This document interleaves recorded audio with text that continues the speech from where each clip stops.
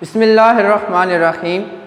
Students, हम लोग पिछले लेक्चर के अंदर elastic collision in one dimension discuss कर रहे थे। पिछले लेक्चर के अंदर जब हमने टॉपिक स्टार्ट किया था तो वहाँ पे हमने इसकी कोलिजन के बाद जो फाइनल वेलोसिटीज़ आती हैं, हमने उन फाइनल वेलोसिटीज़ के लिए एक रिलेशन डिराइव किया था। इसके अलावा हमने कोलिजन से पहले और कोलिजन के बाद जो रिलेटिव वेलोसिटीज़ आती हैं, relative velocities of approach and relative velocities of separation, उनके दरमियान हमने एक रिलेशन डिराइव किया था which states that the relative velocity of collision of approaching is equal in magnitude but opposite in direction with the relative velocity of separation. Means v1 minus v2 was equals to v2 prime minus v1 prime. ये relation हमने वहाँ से derive किया था, ठीक है। इसके अलावा हमने फाइनल वेलोसिटी जो थी, जो कोलिजन के बाद हमारे पास प्राइम्ड वेलोसिटीज आती थी, हमने उन दोनों वेलोसिटीज़ के लिए एक एक रिलेशन डिराइव किया था विच वाज कि v1 प्राइम के लिए हमने जो रिलेशन निकाला था we had named it equation number 1, और जो v2 प्राइम हमने सेकंड बॉल की आफ्टर द कोलिजन वेलोसिटीज़ थी, उन वेलोसिटीज़ की जो हमने फार्मूला उसका हमने इक्वेशन नंबर 2 का नाम दिया हुआ है। कीप इन माइंड कि हमारे पास दो ऑब्जेक्ट्स थे जिसमें से एक का मास m1 था, एक का मास m2 था, और बिफोर द कोलिजन वो दोनों ऑब्जेक्ट्स अगर मूव कर रहे हैं तो हमने उनकी वेलोसिटीज़ को जो नाम दिए थे वो हमने v1 और v2 का नाम दिया था।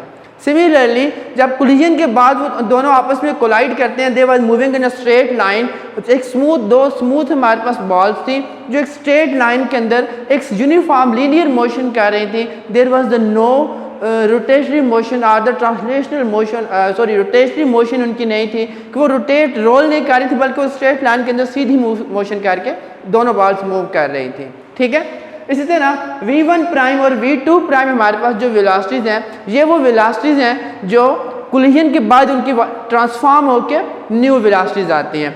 ये वो रिलेशन है जो हमें इनिशियल वेलोसिटी को फाइनल वेलोसिटी का रिलेट करके बताते हैं, और डिस्कसिंग द डिफरेंट केसेस ये हमें बताएंगे कि किस तरह हमें इनिशियल वेलोसिटी मालूम हो, ऑब्जेक्ट्स का मास गिवन हो, तो वहाँ से हम उनकी फाइनल वेलोसिटी कैसे कैलकुलेट कर सकते हैं।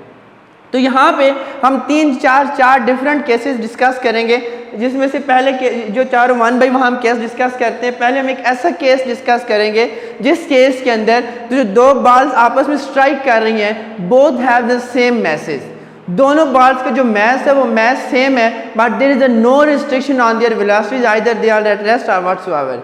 तो इट मीन्स हम ये सपोज कर लेते हैं कि जो दोनों बॉल्स हैं वो दोनों बॉल्स आपस में, दोनों बॉल्स किसी एक डायरेक्शन के अंदर मूव कर रही हैं। तो ड्यूरिंग द मोशन अगर वो स्ट्राइक करती हैं तो आफ्टर स्ट्राइकिंग उनकी जो फाइनल वेलोसिटीज होंगी वो किस तरह ट्रांसफॉर्म होगी, हमने वो वेलोसिटी कैलकुलेट करनी है। तो आइए हम पहला केस डिस्कस करते हैं। केस नंबर 1 है when m1 is equals to m2। Simply हम दोनों बॉल्स का जो मैस है उन दोनों के मैसेज को हम लोग आपस में इक्वल सपोज करते हैं। लेट्स सपोज हम इन दोनों के मैसेज को m सपोज कर लेते हैं।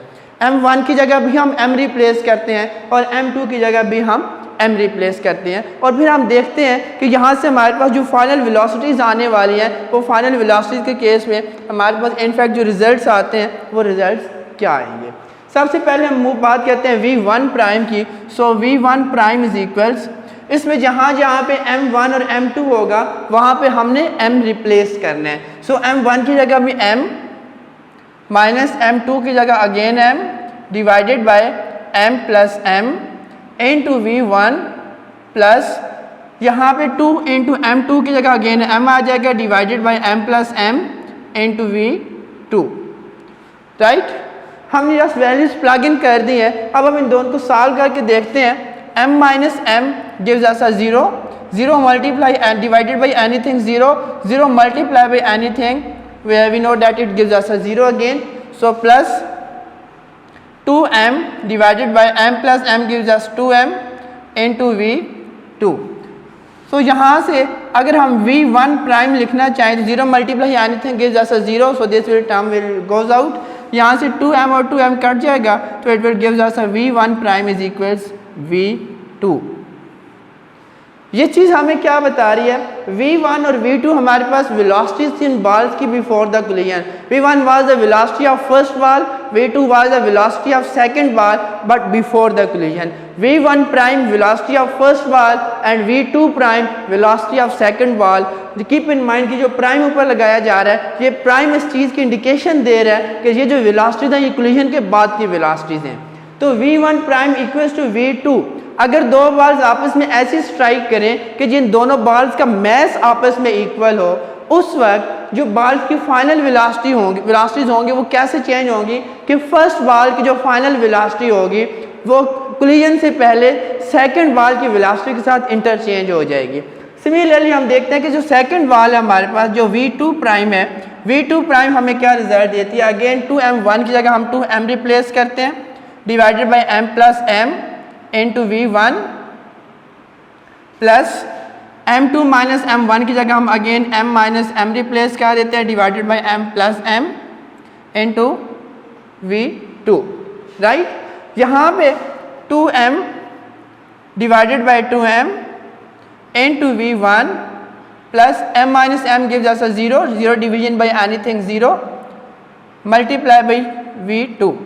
Again we know that the 0 multiply anything gives us a 0, यहाँ से फिर 2m और 2m cancel out हो जाएगा, so it gives us a v2 prime is equals v1 plus 0 multiply anything gives us a 0, hence this indicates the velocity of second ball after the collision will be equals to the velocity of first ball before the collision. हम कह सकते हैं कि हमारे पास दो objects हैं, एक का मैस m1 एक का मैस m2। कंडीशन ये है कि दोनों का मैस सेम है तो हम दोनों के m1 और m2 ख़त्म कर देते हैं, ठीक है। यहाँ पे m1 और m2 की जगह हमने मैस m रिप्लेस किया था, m1 की जगह भी m, m2 की जगह भी m। एक की वेलोसिटी इनिशियली हम v1 है, लेट्स सपोज हम कहते हैं it is moving with the velocity 5 metres per second. Second ball उसकी वेलोसिटी v2 है and initially it is moving with the 8 metres per second. Sorry, इसको हम 5 ले लेते हैं, इसको हम 8 ले लेते हैं, राइट। दोनों मूव करते हुए जब ये दोनों बॉल्स आपस में स्ट्राइक करते हैं तो स्ट्राइकिंग के बाद इनकी जो वेलोसिटी इंटरचेंज होती है, इसकी फाइनल वेलोसिटी बन जाती है v1 प्राइम और इसकी फाइनल वेलोसिटी हो जाती है v2 प्राइम। कैसे इंटरचेंज होंगी कि v1 prime will be equals to v2, यानी v2 के बराबर होने का मतलब क्या, जिसकी पहले 8 मीटर्स पर सेकेंड थी अब उसकी वेलोसिटी हो जाएगी 5 मीटर्स पर सेकेंड। जिसकी पहले 5 मीटर्स पर सेकेंड थी वो 8 मीटर्स के इक्वल हो गए। v2 prime is equals to v1 means इसकी वेलोसिटी आ जाएगी 8 metres per second. Means they have interchange their velocities with each other. Collision से पहले की एक बॉल की वेलोसिटी कोलिजन के बाद दूसरी को मिल जाएगी, कोलिजन से पहले दूसरी की वेलोसिटी कोलिजन से पहले के साथ चेंज हो जाएगी, ठीक है। यहाँ से अब हम दूसरे केस की तरफ मूव करते हैं। दूसरा केस है m1 is equals to m2 and v2 is equals to 0। v2 0 होने का मतलब क्या है कि दोनों बॉल्स का जो मैस है आपस में वो मैस तो सेम है, mass of the both balls is same but the second ball is at rest. जो दूसरी बॉल है वो इनिशियली रेस्ट के ऊपर है। जब इनिशियली दूसरी बॉल रेस्ट पे होगी तो what will happen, we are going to discuss case number 2 which states m1 is equals m2 is equals m and similarly v2 is equals 0। ये हमारे पास conditions हैं, we have to apply these conditions in order to calculate the final velocities of two balls after the collision, right। so v1 prime हम यहाँ पे लिखते हैं v1 prime is equals m1 minus m2 में m की जगह दोनों की जगह m रिप्लेस करते हैं divided by m1 plus m2 में दोनों की जगह m रिप्लेस कर दें into v1 plus 2m2 2 into m divided by m plus m into v2 है, v2 की जगह हम लगा देते हैं 0, राइट। यहाँ से हम इसको जब सॉल्व करते हैं तो v1 प्राइम हम देखते हैं m माइनस m 0 हो जाएगा, 0 divide by anything 0, 0 multiply anything 0 plus 2m divided by 2m into 0, hence it explains that the velocity of first ball after the collision will be 0। अगर collision से पहले दो आपस में ऐसी बॉल स्ट्राइक करती हैं जिन दोनों का मैस सेम हो, इक्वल हो, तो कोलिजन से पहले अगर एक बॉल रेस्ट पे थी जिसके साथ दूसरी बॉल जाके स्ट्राइक कर रही है तो कोलिजन के बाद पहली बॉल जो होगी वो रेस्ट पे आ जाएगी, ठीक है। अब देखते हैं कि दूसरी बॉल जो पहले रेस्ट पे थी उसकी वेलोसिटी के अंदर क्या चेंज प्रोड्यूस होता है। For that purpose we have to check v2 prime. v2 prime is equal to 2 times m1, m1 की जगह हम m लगा देते हैं, divided by m plus m into v1 plus यहाँ पे आ जाएगा m minus m over m plus m into v2 की जगह 0, राइट। सो यहाँ से जब हम इसको सॉल्व करते हैं तो v2 प्राइम किसके इक्वल आएगा, 2m divided by 2m into v1 plus 0 multiply anything, answer gives us 0, right. So 2m और 2m कैंसिल आउट हो जाएगा, it gives v2 prime will be equals to v1. What it says? It says that the velocity of second ball after the collision will simply be equal to the velocity of first ball before the collision, and hence also the velocity of first ball after the collision will be equals to the velocity of second ball before the collision. This is exactly an intimation of the case number 1 what we have discussed here, that after the collision the two balls will interchange their velocities if the mass of the two objects is same. अगर उन दोनों objects का mess same हो तो after the collision वो simply आपस में एक दूसरे के साथ वेलोसिटीज इंटरचेंज कर लेते हैं।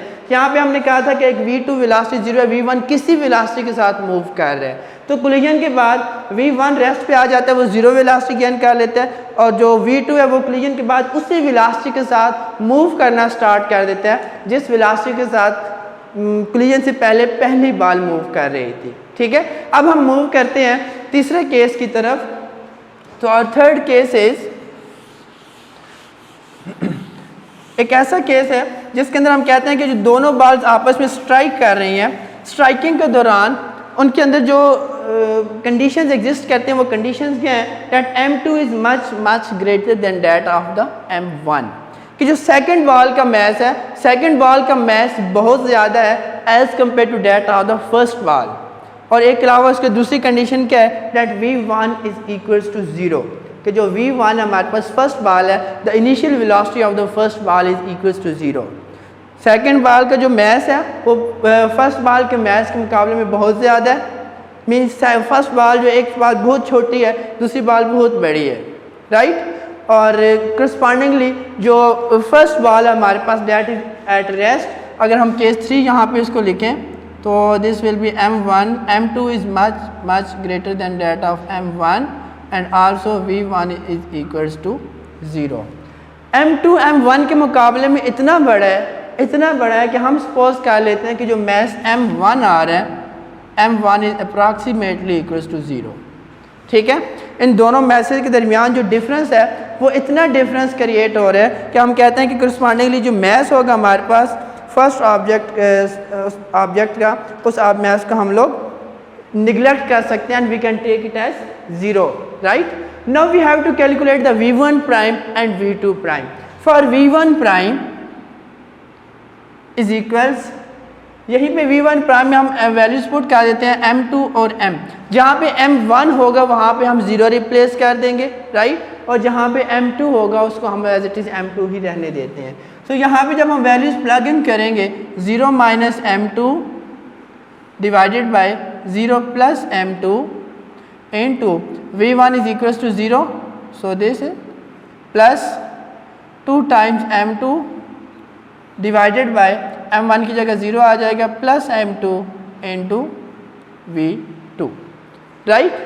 यहाँ पे अगर देखा जाए तो ये m2 और m2 वैसे कैंसिल हो रहा है, but multiply by anything 0, anything multiplied by 0 gives us a 0 result, so this term will gives us a 0 plus यहाँ से ये m2 और m2 कैंसिल आउट हो जाएगा, it gives us 2 times v2, hence the v1 prime will be equals to 2 times v2. What it states, v1 prime is the velocity of first ball after the collision, right, v2 is the velocity of second ball before the collision. Case हमारे पास इस तरह का था कि एक बहुत heavier object है which has the mess m2 और एक बहुत स्मॉलर सा ऑब्जेक्ट है which has the mess m1, और इनिशियली इसके साथ एक कंडीशन और हम इम्पोज कर देते हैं that initial velocity of this object is equals to 0।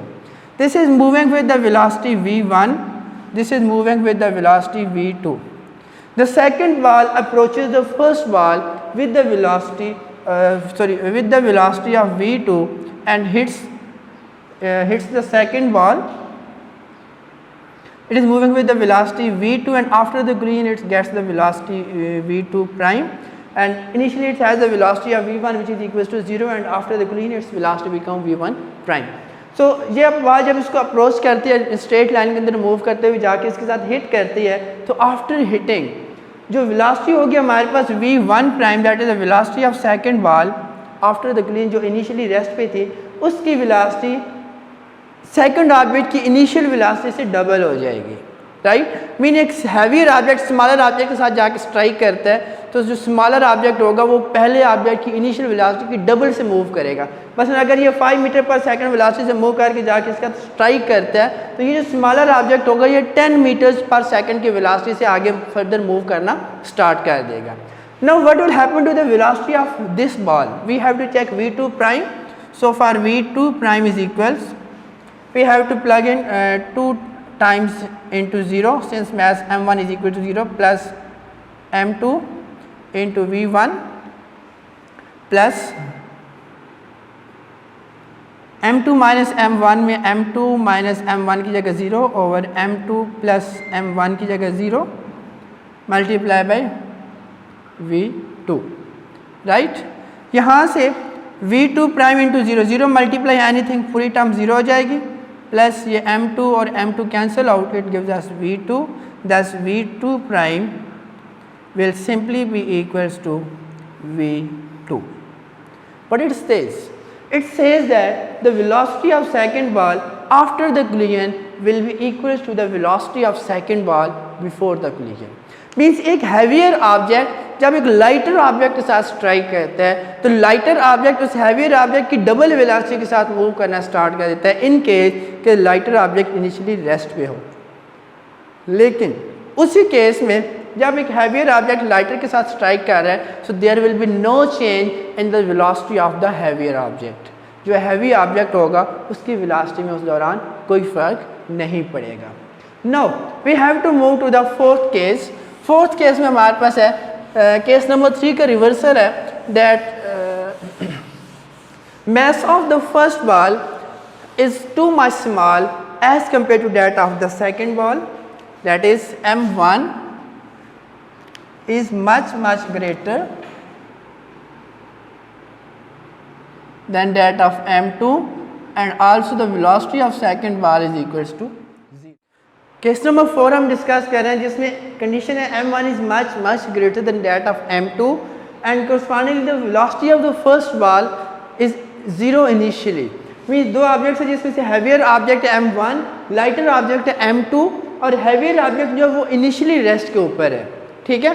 पिछले केस में हमने डिस्कस किया था कि एक लाइटर और हैवियर ऑब्जेक्ट जब स्ट्राइक कर रहे हैं उसमें से लाइटर ऑब्जेक्ट रेस्ट पे है और हैवियर ऑब्जेक्ट जाके उसके साथ स्ट्राइक करता है। अब जो केस है वो एग्जैक्टली उसका रिवर्सल है कि एक हैवियर ऑब्जेक्ट और एक लाइटर ऑब्जेक्ट है। पहले हैवियर ऑब्जेक्ट जाके लाइटर ऑब्जेक्ट को हिट कर रहा था, इन दिस केस एक लाइटर ऑब्जेक्ट मूव करके जाएगा एक हैवियर ऑब्जेक्ट को हिट करेगा तो वो हैवियर ऑब्जेक्ट जो इनिशियली रेस्ट पे है।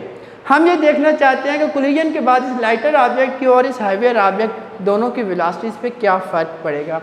सो we have to discuss the v1 prime is equals m1 minus अब m1 is much greater than that of m2। It means कि जो m2 हमारे पास है उसको हम अप्रॉक्सीमेटली 0 कर सकते हैं, ठीक है।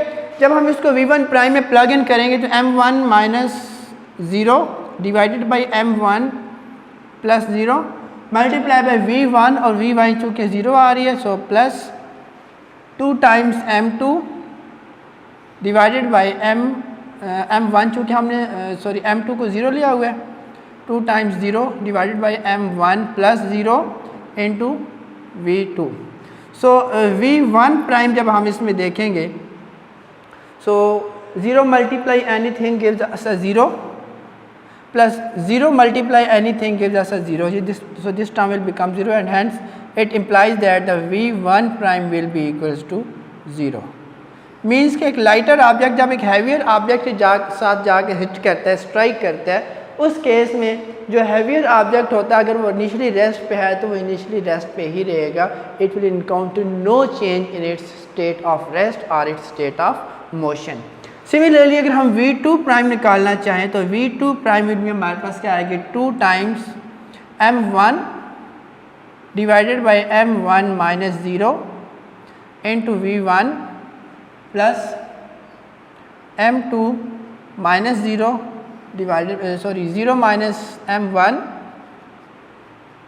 Over m1 plus 0 into v2, right. सो v1 चूँकि हमारे पास 0 है हम इसको यहाँ भी 0 प्लग इन करेंगे, it gives us a v2 prime equal 0 multiply anything gives us a 0 result, plus यहाँ से हमारे पास आ जाएगा minus m1 divided by m1 into v2, यहाँ से m1 और m1 cancel out, so it will gives us v2 prime is equals minus times v2।